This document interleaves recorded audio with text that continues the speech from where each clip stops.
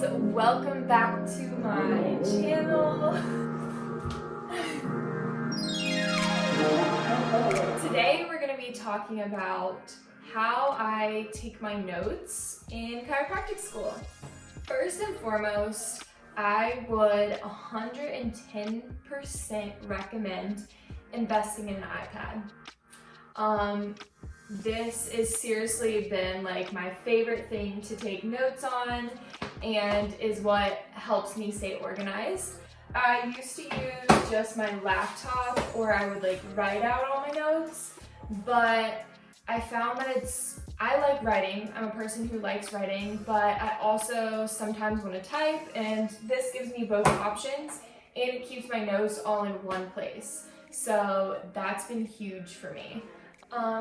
First thing I'm going to talk about are lectures. So each lecture is going to differ in the way that you take notes, what the professor gives you. Ultimately, what I try to do is find either if they have the PowerPoints online or if somebody else has a PowerPoint, to get the PowerPoints so that you can follow along in class and take notes on the PowerPoints if that's what your professor uses. And then after I take notes from PowerPoints, I'll usually create like a master note.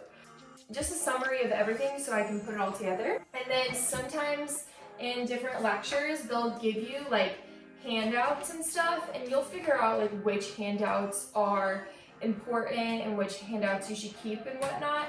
So like for example, in our biomechanics class, we had some different handouts and I laminated them. And then I also laminated things like that I took time to draw out, like the brachial plexus. I wrote all of these out before I had my iPad. So now what I would do if I got a pamphlet or a piece of paper or something, I would take a picture of it and then I would put it on my iPad so that I can write on it on my iPad, and then it's all in one spot. So that's for lecture.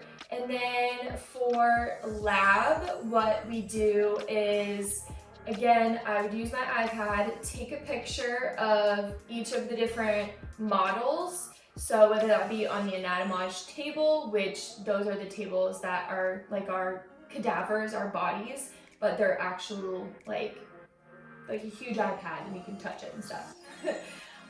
So I take pictures of each of those and then I'll go back later and relabel what each one of those are. So you can like drag little labels on there or like write on it on your iPad. That is super helpful for lab and what I would recommend for lab.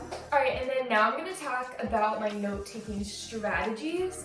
So ideally, in a perfect world, I think what would work best for my learning strategy would be to read the material before class so that I can go into class and kind of like reabsorb what I semi-read and understood.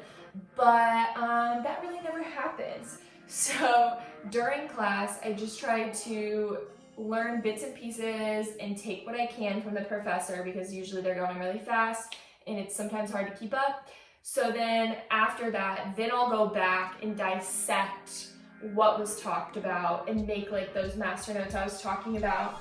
And so really what I try to focus on are the big concepts and seeing if I can piece together all of the big concepts and then put the little tiny details in there.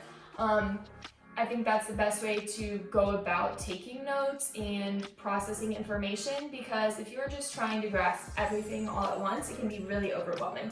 So definitely breaking up into piece by piece helps a lot.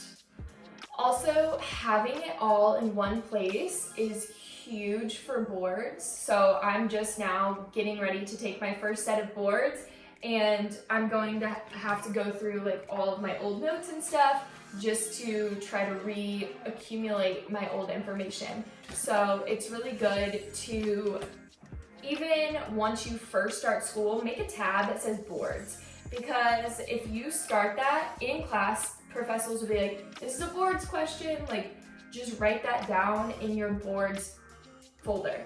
And then you'll already have like a list of just topics and questions that have been brought up throughout your schooling, which I think would be really helpful. And I tried to kind of start that, but it kind of fell through because it was on my laptop and then never got transferred over.